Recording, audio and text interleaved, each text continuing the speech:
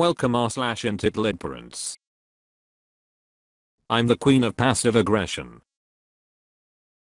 My hobby used to be making quilts from vintage cloth. I would buy the cloth, usually flower and feed print sacks from the 30s and 40s, at flea markets and antique stores. I pieced them by hand and sewed the squares together on my old treadle sewing machine. Then I would hand quilt the tops using vintage blankets as batting and older cotton thread. This took a lot of time, but the end results were beautiful and heirloom quality. Besides, it was a lot of fun. One year I made such a quilt for my Bill's birthday, husband's younger brother. He and his wife freaked out over it and thanked me profusely.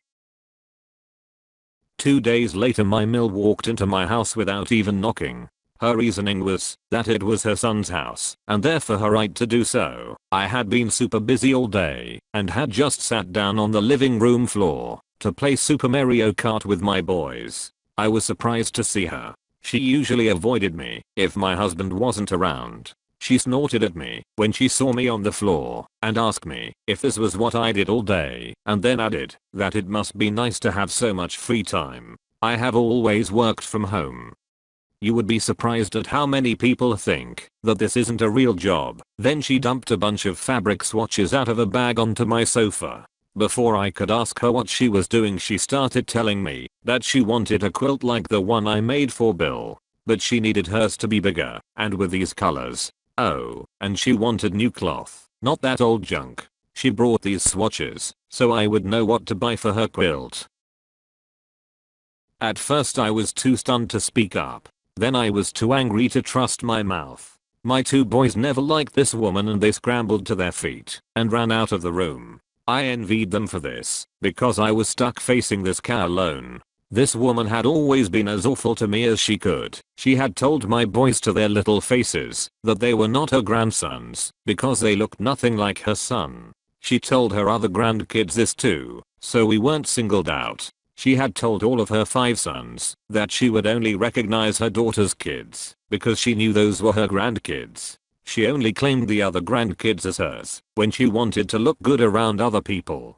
This woman had tried to fix my husband up with other women for 5 years after we were married. This woman, who had been trying to make me freak out for the past 18 years, was so entitled that she thought I should do all this work for her for free. So I looked through the swatches, asked for the dimensions she wanted as well as the block pattern, thought for a few moments, then told her, yeah, I can do all that for about $5,000. I figured that this was a large enough sum to freak her out and make her go away. If not, well sure, I'll make her a quilt for that stupid amount. $5,000? But you just gave one to Bill. That was a birthday present. Well then this can be my birthday present. I've never given you a birthday present. The only time I tried to, you handed it back unopened. You told me that you only accepted gifts from family or friends, and that I was neither. $5,000 upfront or no quilt. Frowning and pressing her lips together, she gathered up her stupid swatches and left. I opened the door for her and held it so she couldn't slam it. She was a slammer. As I watched her drive away, I couldn't help but think about how much fun that had been. So, for the rest of the year my husband's other 3 brothers got quilts for their birthdays. Also, to add insult to injury, I made them out of new cloth and not that old junk, as well as the colors and patterns my mill wanted, because I knew it would get back to her that I had done this. That crazy woman tried as hard as she could to guilt one of her sons into giving her their quilt. Nope, didn't happen. 1993 was a fun year. Quilts at Walmart aren't real quilts. It's sad to me that people can't understand the difference in quality. One is an heirloom that will last for many years. It is also a beautiful conversation piece and decorative item. The Walmart stuff looks really cheap and falls apart fast. My Walmart quilt lasted all of 2 years. And why should you get minimum wage for skilled labor? That is ridiculous. It can be very tedious. Even $10 an hour is an insult. My friend made a gorgeous lap-sized quilt for my daughter when she was younger, and she spent so much time on it. It is stunning. I practically bowed at her feet. We were the first to have a child by 5 years on my husband's side. His grandma crocheted a stunning and difficult blanket and coming home outfit for my daughter. She wore the entire thing home, and we preserved it carefully. My soul was so disappointed when grandma's health had declined, and she didn't get the same for her son 5 years later. She hinted when she had her daughter, 9 years later, that she should get the outfit and should keep it.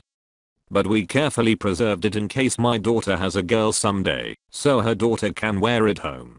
Neither my husband nor myself bit at her hints, especially since the heavy hints indicated that she should get it and get to keep it forever. That outfit is special to us and my daughter. No way am I letting someone else get attached to it. I don't think she gave him the price of $300. I think she told him that the materials alone would be $300. Then he would have to pay for labor. It sounds like he did not want to even pay for the material costs, which is typical. People can be really cheap and are so used to really low quality stuff from Walmart that they see zero value in high quality items that will last 10-20x as long. These items will also look way better and be cherished.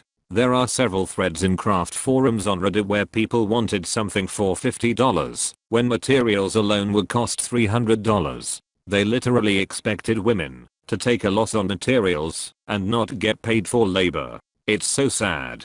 Then, they get really mad when the woman tells them no. This is why I always say no to any offer of jobs. I have a job where I charge way more than I would be able to get knitting.